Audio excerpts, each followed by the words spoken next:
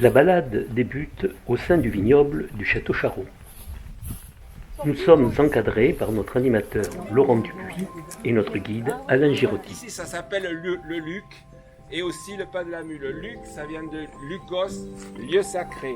Donc ça fait longtemps que ça s'appelle comme ça. Et le pas de la mule, parce qu'il y a toute une histoire. C'est Isabelle de Foix en passant ici pendant la guerre de 100 ans.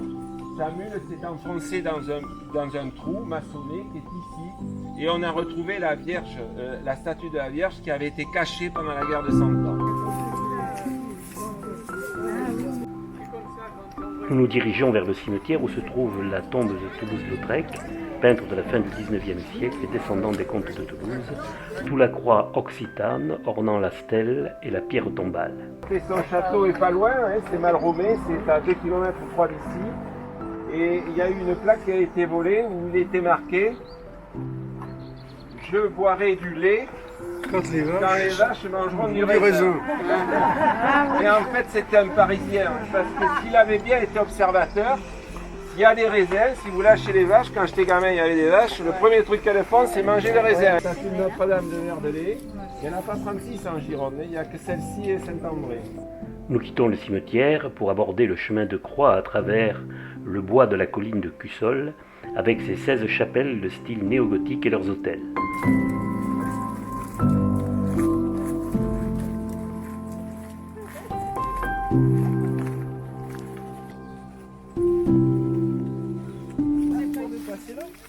Nous arrivons au calvaire avec ses 3 croix monumentales.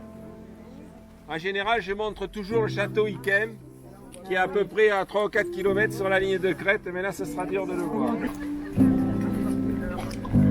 En quittant le calvaire, nous dépassons le moulet à vent du mont Cussol.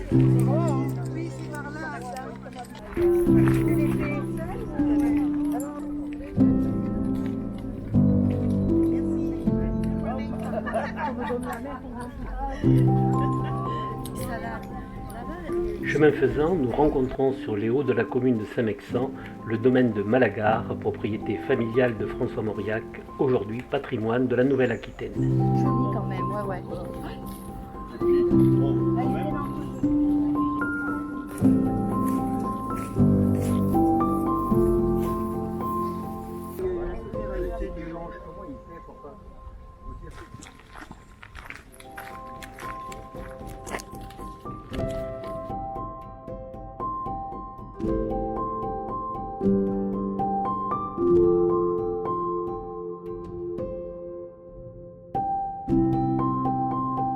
Le village à l'origine était sur le bord du Garonne.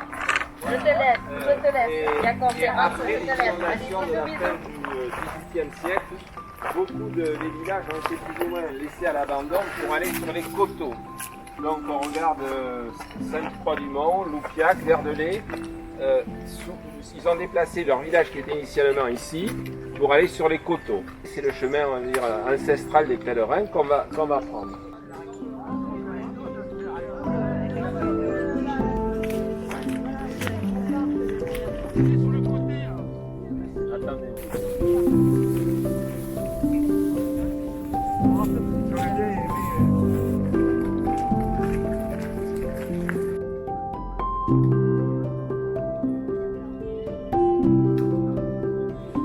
Nous terminerons la balade avec un petit arrêt à la basilique Notre-Dame de Verdelais pour trouver le calme de son harmonie avant de nous perdre dans les vignobles.